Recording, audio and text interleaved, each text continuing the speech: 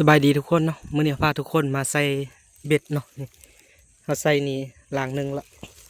สันอีกหลังหนึ่งเนาะอืมให้เจเพิ่นอีกเขาเลาะใส่อันโอมหนองสะหน่อยตัวนี้นี่เนาะแล้วเขาจะเข้าไปใส่ในคลองอยู่ทางหลังมันจะเป็นคลองน้ำหน่อยๆเนาะแต่ว่ามันอาจจะมีปลาดุกเดี๋ยวเขาใส่นี่เบิ่งหั่นเหยื่อเขาใส่อันซีนหมูเนาะเอาซีนหมูใส่เบ็ดเขาจะเฮ็ดเอาเบ็ดปอมแบบนี้เนาะเดี๋ยวสีใส่ถ้าเอาเบ็ดมาสามลังเนาะเดี๋ยวถ้ามาลุ้นเบิ่งตอนแรกเนาะว่าจะมีโตยังกินบ่มีปลาหรือว่ามีเอียนเนาะแต่ว่าจุดประสงค์หลักของเฮาใส่มื้อนี้คือใส่เอาเอียนเนาะปลามันคือจิบ่ได้คือจิบ่มีปลาอยู่นี่มีแต่เอียนนั่นแหละโอเคเนาะเดี๋ยวตอนแรกจังมาลุ้นนำกันว่ามันจิได้บ่เบิ่งเบ็ดลังเฮาลังนั่นหากกระใส่แล้วใส่เบ็ดแล้วพอดีเฮาเลาะขึ้นมาเบิ่งเมียงปอมมันคือว่าลิบอยู่ในมันถ้าน้ำไหลก็คือจิบุเข้าปานนี้นั่นแหละปอมจนจมเอ้ยเดี๋ยวโอ้โอ้ยแม่นยังวะหลุดหรือเปล่าเอามาพันสิปอมจะว่าจมลงในพุ่นลิบลงน้ำพุ่นนะ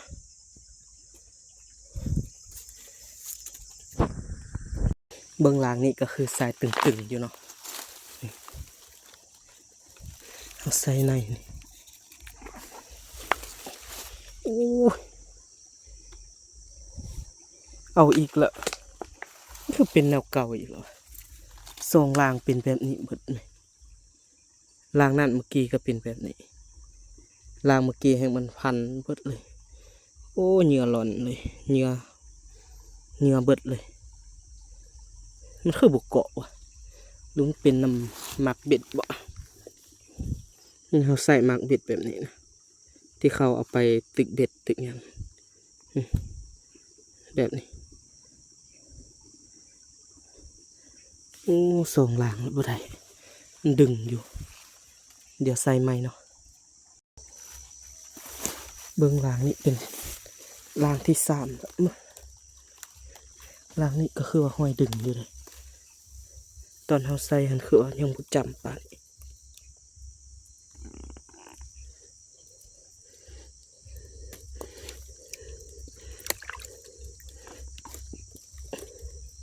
โอ้หลังเกาะเนาะเกาะหางไม้อยู่ในจักเดี๋ยวจกเอาเบิ่งก่อนเนาะเกาะไม้อยู่ในหลังนี้บ่ฮู้มันจะมีปลากินบ่หลังที่3แล้วเป็นแบบนี้เนาะมันหลุดแล้วบ่ฮู้ว่าจกมันหยังมักเบ็ดบ่ดีบ่เดี๋ยวใส่ปะไว้ไหม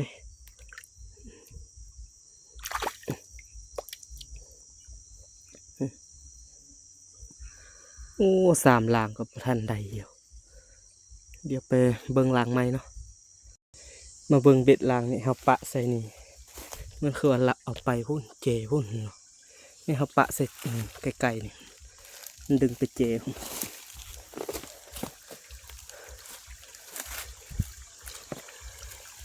ยังเห็นสายขาวๆไหมอุ้ยหนักกับเขาเกือบจังได้ละไป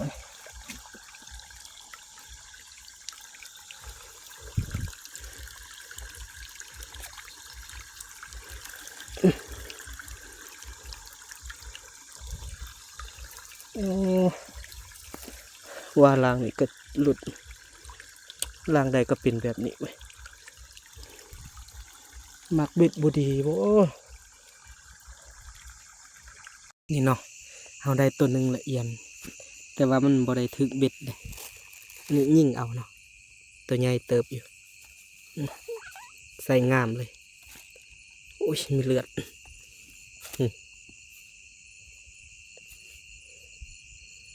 ใหญ่ก่อนโปมือ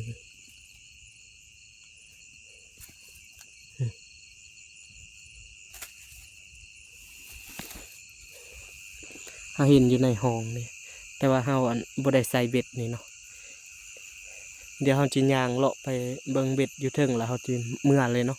เพราะว่าไผทรายเฮาเอามานี่มันเป็นอันนั้นไผเบิดละคิดว่าจิการยามตอนกลางคืนไผเบิดละนี่เหลือแต่ขีดเดียวเห็นบ่ขึ้นจิเบิดละยังบ่เห็นละมื้ออื่นเช้าพุ่นแหละจังสิได้มายามเลยเนาะเดี๋ยวเฮาย่างขึ้นไปเบิ่งก่อนถ้าว่าบ่มีละเฮาจิเมื่อเลยละมื้ออื่นเช้าจังมาพบกันใหม่เนาะเดี๋ยวพาทุกคนมายามมื้ออื่นเช้าเบิ่งว่าจิได้บ่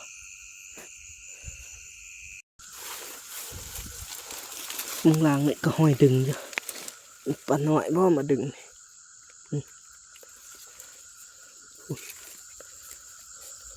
อุ้ยเอียนแม่นบ่มันเอียนหรืองูเอาดีโอ้เอียนแท้เอียนหน่อย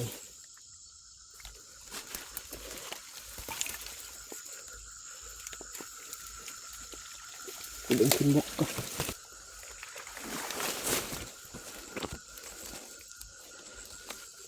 ตัวหน่อยเอียนหน่อยกันตัวเมื่อกี้2 ตัวแล้วเนาะโอเคเอาก่อนเนาะทายยากเนาะเดี๋ยวมันสิหลุดนี่ตัวน้อยตัวนี้โอเคได้2 แต้มแล้วสบายดีทุกคนเนาะนี่พาทุกคนมายามเบ็ดที่เราใส่ไว้เมื่อวานนี้เนาะเมื่อคืนเราได้2 ตัวแล้วมาเบิ่งตอนเช้าจีได้บ่โอ้ยมันดึงไปแต่บ่ส่งจีได้แล้วมันดึงไปมาแล้วจักตัวยังดึงวะ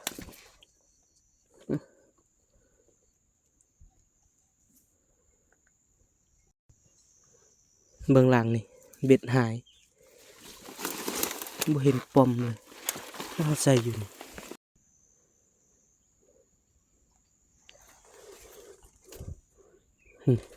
เราจกเข้าไปในพุ่นเมื่อกี้นี่ปมมันบ่เห็นเลยมันเข้าไปในพุ่นเราจกเมื่อกี้นี่จังเห็นหัวเอียนแล้ว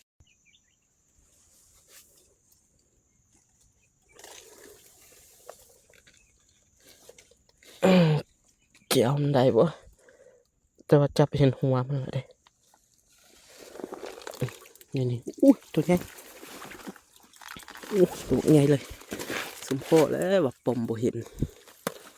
ปมจมเมื่อกี้นี่ออกไปก่อนเนี่ยตัวใหญ่เลย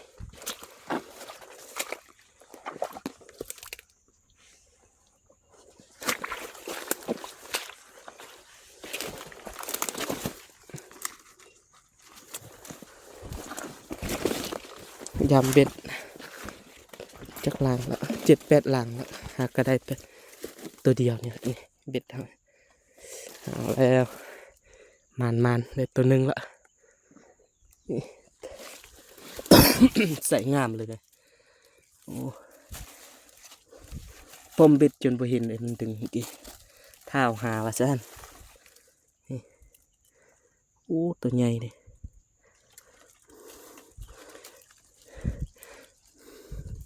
หมดแล้วเนาะเบ็ดเฮาอยู่สระนี่เดี๋ยวเฮาจะเข้าไปยามอยู่แคมตัวนั้นเนาะเป็นห้วยน้อยหันลงไปเบ็ดลางนี่ดึงไปอีกละเมื่อคืนนี่ก็ดึงยาม3 เทื่อก็บ่อยู่วันเก่าเทื่อเบ็ดเฮาปะใส่นี่เนาะดึงไปเจฟูบ่ฮู้ว่าสิได้บ่เมื่อคืนดึงไปละบ่ได้จักมันโตยังดึงไปวะปูบ่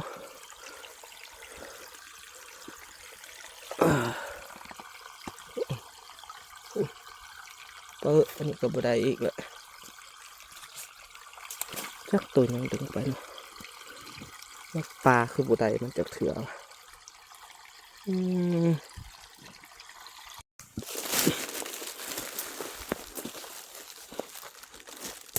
เบ็ดเขาใส่หันคือบ่เห็ดปอมมัน โอ้มันดึงมาเจทีเลย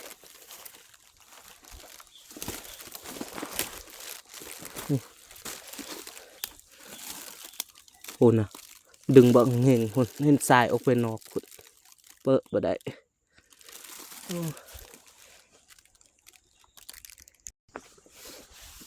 ลางนี้ปอมบิดเฮาบ่เห็นมีคนเอาหรือปลาดึงวะ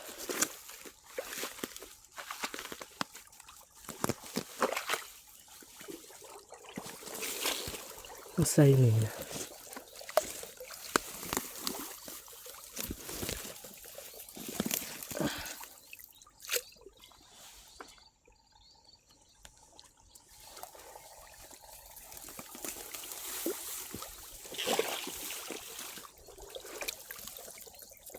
โอ้เห็นแล้วนี่ปอจมอยู่ในมันเลยนะเห็นเลยตัวจริงอยู่ปะ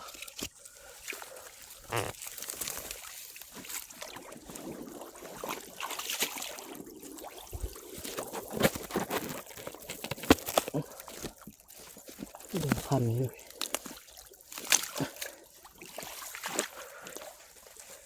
น่าจะเข้าเกลืออีก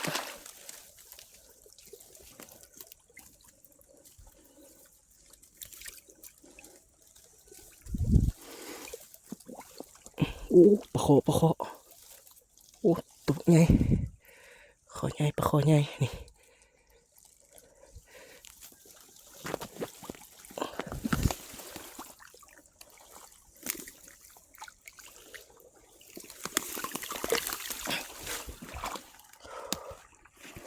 สิหมูใส่กระไดเนาะปลาคอโอ้เรียบร้อยตัวใหญ่เลยใส่งามๆเลยกินกืนเลิกอยู่เด้นี่แต้มที่สองมาละเบ็ดเฮาไก่จิเบิดแล้วเนาะยังเหลือ2-3ลังได้แต่2 แต้มโอ้ตัวใหญ่อยู่ตุยดีนะโอ้ใส่เนื้อสินหมูปลาโคเขาว่าถึกเนาะ